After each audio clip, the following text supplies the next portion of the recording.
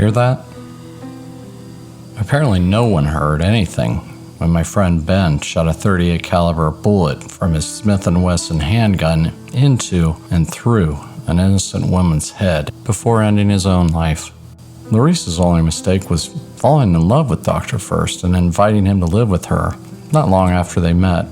As with many women, it was the profession that initially led Laurice to this oral surgeon friend of mine. Destitute and operating from a Newport Richey, Florida office, where he also lived then in the waning months of 2018 and into 2019. Laurice heard one of those gunshots as it ended her life.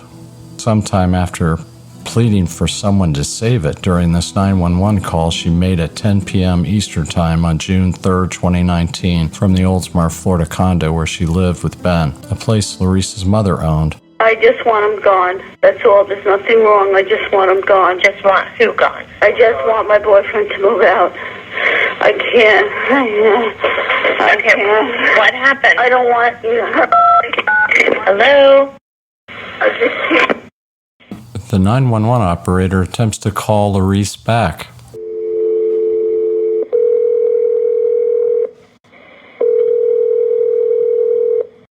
Hey, whenever two or more are gathered in his name, things happen. So leave a message.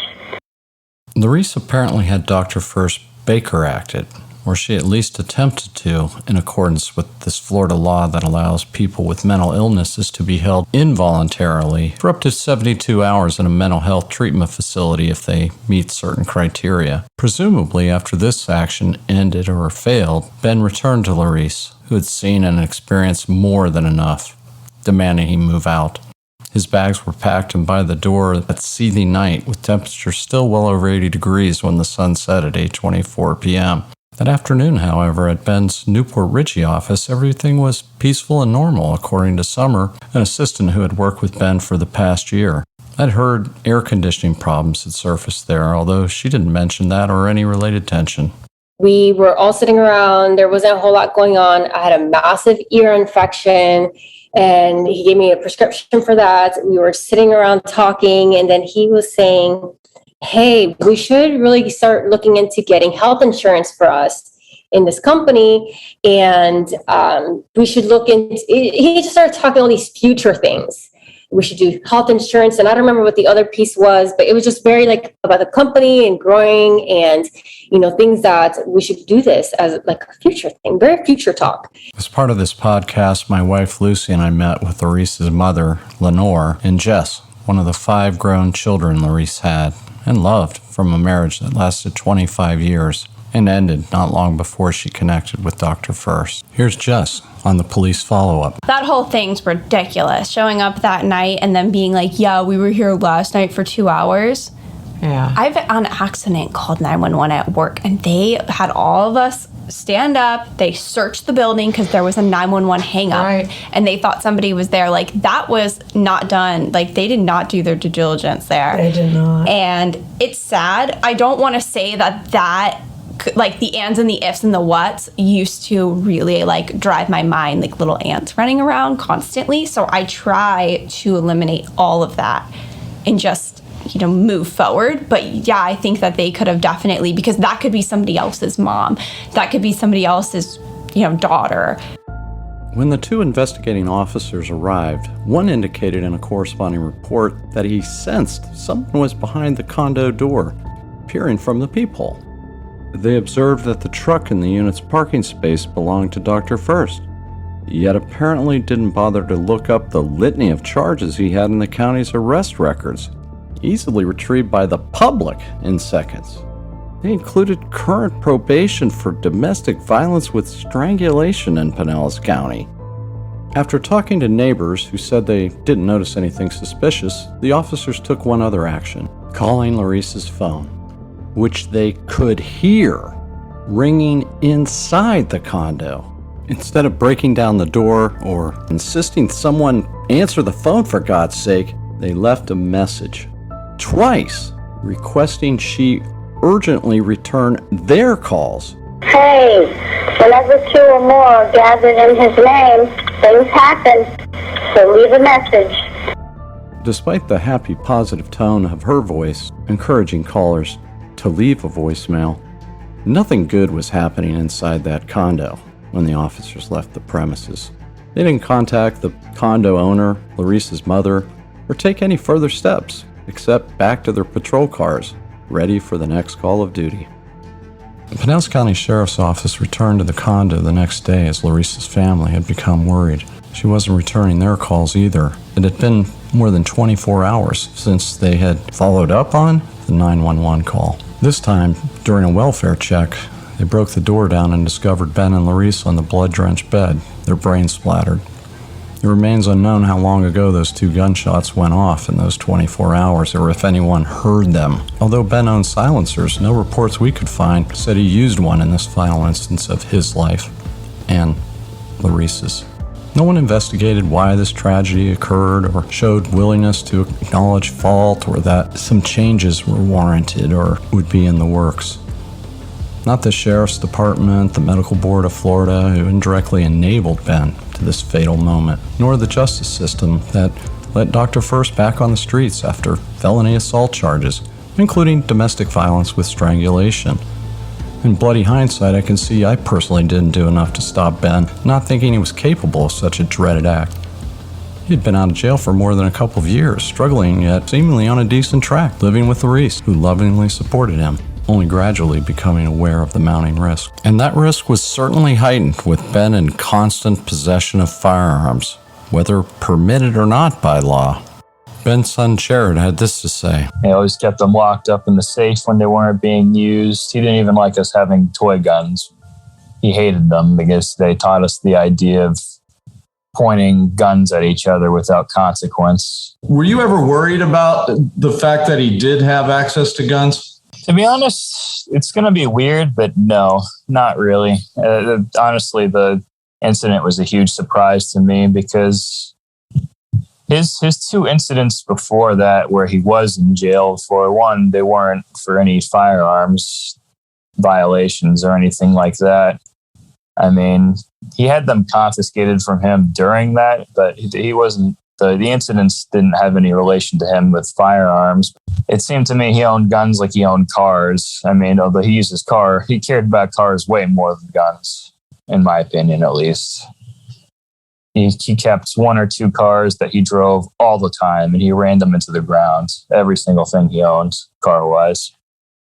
In the time frame when he was jailed, what was that like, the impact on you? It's okay, this is going to sound bad too, but it didn't really affect me much. I'm seeing him on a jail computer screen, a person, it didn't really change much. I mean, I was used to not seeing him very often, so it didn't really change anything. He was of the mindset, and this is why I thought he had, among many reasons, he had mental issues, is he blamed his family for not coming to see him more in jail. And I always thought, well, how do you think young kids are reacting to something like this, Ben? You know, you got to look at this. You're the source of all these travails, and they aren't. They're young kids trying to cope in their lives. And how did you know that he resented that people weren't, writing him or visiting him more? I was one of the few. I probably realized that, but I was kind of using it as a way to get back to him, because the way I saw it is like, you didn't want to come see me for 17 years, and now you want me to come see you in jail. I mean, I hate to say it like that, but that was kind of my reasoning as a kid. In the aftermath of her daughter's death, Larissa's mother, Lenore, went on a local news channel covering what had happened, and didn't. At the time, Larissa's 911 call recording wasn't actually available, and the investigative journalist described it as key to whether officers should have done more on scene. The station promised to stay on top of related developments. However, as time passed, Lenore followed up with the journalist via phone, who stated, according to her, that the reporter said she'd lose her job if she did anything further. That was all she would say. Curious thing, that acknowledgement, comparable to when Lenore was working with a local attorney to seek some sort of compensation as a matter of principle and for Laurice's 5 children, not herself. At first, her attorney was eager to take on the case Lenore hoped to file due to the unacceptable response from the Pinellas County Sheriff's Office to Laurice's 911 call. Instead of pushing the suit forward, the attorney abruptly declined to continue, not really offering much an explanation. Word traveled fast about Ben's last night of terror, murder, and suicide. Summer remembers well how it hit her the morning after. And then we're waiting, and there's a case we get there at 8:30, the case starts at 9, and I get the call probably like around 8:50, 8:45-ish, 8:50, and I am just crying. I was like, I cannot believe this is happening. And the patient comes in and was like, I'm sorry, we have to cancel your case. Like he died. He's dead. He's not here. So that started like a whole, like just trying to figure out what happened, what's going on. At some point, the news stations of trying to come in. It was not what I expected when I first got into work that day. But something felt off when I saw he wasn't there by 8:30, because usually he gets in at the very latest 8:35. You start getting that feeling like something is completely wrong. Something's not right. He usually is not like this. Usually he's pretty punctual, or relatively, 5 minutes. Like that's still pretty good. Not at all what I had expected that morning. But it was just this complete shock. Like how did this come about? How did this happen? I mean, I knew he carried, and then I was just like, how did it happen? Why did it happen? Is this for real? Is this like a joke? I don't know. It is not what I at all expected. And then as things developed over time and things started coming out, I'm just like, wow, that is not the person that I saw. But it's not just because I didn't experience that. I will never deny somebody else's experience, because I was never in that 1% of his intimate relationships. So I never got to experience him in that way. So maybe in those relationships, he's a certain way. And with everyone else, everyone loves him. Everyone thought he was such a great guy. He was so caring. He would do cases for discounts, sometimes for free. Like people needed help, he will help them out. Always, hey, are you guys doing okay? Do you need time off? I know you just finished a semester of nursing school. Do you need time off to be with your kids? Like just very, very accommodating, very nice. It was just like a shell shocker. What I really liked about him is he would sit and listen to the patient. Do you really, really listen to what they had to say and be there until they felt comfortable and answer every single question they had? And sometimes these consults would take such a long time because people had so much to say, so many things to ask, but he never had them feeling rushed. He would sit there and genuinely listen to what they had to say, their concerns, address everything. And, before they considered booking a surgery with him. So I really, really thought, I thought that was a really nice thing, because most of the time I would see doctors that are just kind of like rush you in and out. Hey, this is the surgery, blah, blah, blah, and push you out, go sign the papers. But he really took his time with everybody. The doctor's caring demeanor was not Ben's norm with family, as his son Jared fully realized. Okay, this is going to keep sounding bad, but I mean, I had been kind of waiting for the day for years because I knew it was going to happen eventually. Not to that extent, though. I always thought he would just OD and we would get the notification that he was dead. But the murder-suicide thing, that caught me off guard a little. His charming demeanor and looks belied the truth, which was also hidden beneath the confidence doctors often exude, along with the impression of prosperity and stability that comes with the job. When Laurice invited him to live with her, she was unaware that another woman had recently forced Ben from her home due to his extraordinarily violent behavior, nor did Laurice know about any of the other women Dr. First abused, terrorized, and repeatedly threatened. Do you remember the first time you met Ben? Sat on the desk, with his arms crossed, he's just talking to me, and he's like, all right, so what do you need done? Like, the confidence of him, like, I was like, yeah, but I feel like I'm so scared to go under anesthesia, and he's like, you're fine. He's like, what are you worrying about? Like, he made me feel so comfortable, and I was like, Mom, this is who I want to go with. And so we winded up going with him, and that's the first time I met him. Did she have a relationship with him at that point? No, they had no relationship. Wow. They were just friendly. You know, she took me home. My mom was still married at the time. He didn't really even show interest in her, but I think with the way that I know my mom is, like, we both felt like that confidence from him, and she felt comfortable me being there, and I felt comfortable being there, and he had an assistant, Summer, and she was also very nice and radiant, and the girls in the front were very nice, and everybody was so cheerful, and my mom was like, yes. And he said he was going to give us a deal, and he gave us a deal, so we just did it. So when did the relationship turn romantic between them? So my mom and dad separated, and my mom got her own place, and so he was very easy with me. And then she didn't see him. We didn't see him after the whole procedure was done. I healed. And then I think she went back to him for a consultation for lips and eyes, stuff like that, like Botox. Yeah. And then they winded up meeting. And I don't really know how. I think they may have, like, after the third time, my mom was in her own place. They may have exchanged numbers. And then one night I was out with my friends and stuff. I knew that they were kind of talking and that they were going to go on a date or something. But she kept it very private from me because I was very much in the middle of her and my dad's separation. Yeah. And she wanted to live like she wanted to be private and have an adult life. But she also, and her and I were very close. So she didn't tell me all the details. But one night I showed up at her apartment and I saw his truck there. And I don't know, it was like 10 o'clock at night, and I saw his truck there, and I saw him opening the door, and I was like, I made the joke, I yelled up, I saw him, and I was like, you make house calls? I was like, what are you doing here?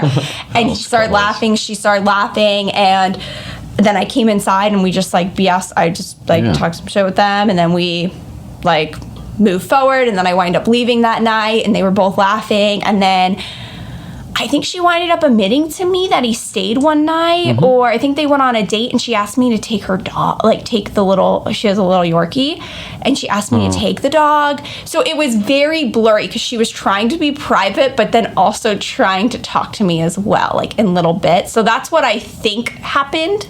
How did you feel about it? Like, okay, she's dating this guy. Were you happy for her? Yes and no at the same time. Yes, because I thought he was funny, and I really did like him in the beginning, you know, and I thought that I believe that everyone should be happy, and I believe that I don't want to be alone in my life. I want to share my life with somebody, so I was happy that she found somebody, and I felt like it was a good way for her to not, I guess, have, like, not distraction, but almost have company. Because I did feel bad for her. All of us lived our lives, and she had nobody to hang out with all the time and stuff. So I felt nice that she had company. And so, but I was upset because I still was very much in the middle of her and my dad's separation. Remember when you met him for the first time? I don't. What was your impression of him when you did meet him? I think she liked him. I think we all liked him, right, Grimmy? I think at first, but when, I think it was Christmas dinner, that's when I started to notice like little jittery things about him. We thought he was on drugs. By then, Larice was living in the Oldsmar condo Lenore purchased for her in 2018, in the same Eastlake Woodlands neighborhood where she also resided. When Ben moved in with Larice, his controlling, dark, and maniacal side was already becoming evident. For example, he had the locks changed to the condo, but that didn't raise as much concern as what Jess explained. They were in St. Pete. He pushed her. She went home in an Uber. My brother bought her an Uber because she doesn't know how to buy an Uber. It's like, oh, I just need it. I don't think she went into the whole situation. She got home, and Ben had been there because my mom gave him a key, because at the time he didn't have a place to stay. He was staying at his practice, whatnot. My mom gave him a key. And he went there, opened up. She used to have like vitamin waters and stuff. He took all of them, dumped them on the floor. This is what she told me. I had a big mural of me, like in a modeling picture. He slashed it, just slashed the whole thing down the middle. And it was a mural. It wasn't a little like picture, it was a big mural. He took my jewelry box that I made her, and it was like an engraved thing, threw it on the floor, and thank God he left.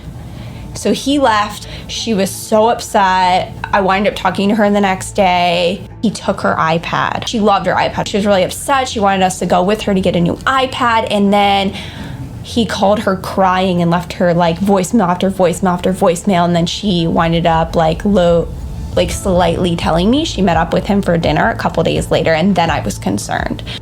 The next day, I went there and my mom said, Ben really wants to talk to you, Jessica, and he wants to apologize. And he said, I didn't even realize that I did that to your picture. Like, I'm so sorry. I hope you can forgive me. We kind of moved on. And I knew something wasn't right upstairs. My daughter would tell me things about him, and I should have said, those are red flags. But who we are, oh, we feel so sorry for him. Oh, he's adopted. Oh, you know, let's be nice to him. That's our thinking. I never would have, and that's where my guilt comes in. I could have said, oh no, that's a red flag, Larice, but I didn't, because I was like her. It all came down to 2 gunshots. Ben had already destroyed his life and senselessly chose to take Larice's with him. Technically, it wasn't murder in the first degree.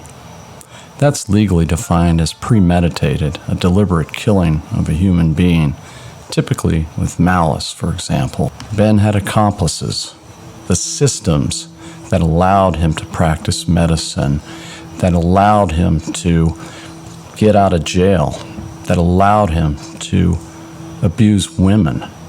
Nitrous oxide was regularly flowing into his broken brain, so much so that it brought him to the gates of hell. He told me this after his second related overdose. In his mind, it wasn't a hallucination. What he saw was too horrifying for him to even describe. He didn't have the words or ability to undo the experience. We're all left to wonder why anyone, let alone an accomplished oral surgeon, could fall into such an unfathomable abyss. Why didn't his venture into hell frighten him enough to just take his own life, if any? Or maybe that other world somehow took control and made Dr. First perform the most heinous act of his life. In an instant, it was over. 2 pulls of a trigger. Nothing but tragedy seeping from the remains. But we can't let this pass without doing something to change the systems that allowed it to happen. In the upcoming final episode, we explore how to help stop others from becoming like my friend Ben.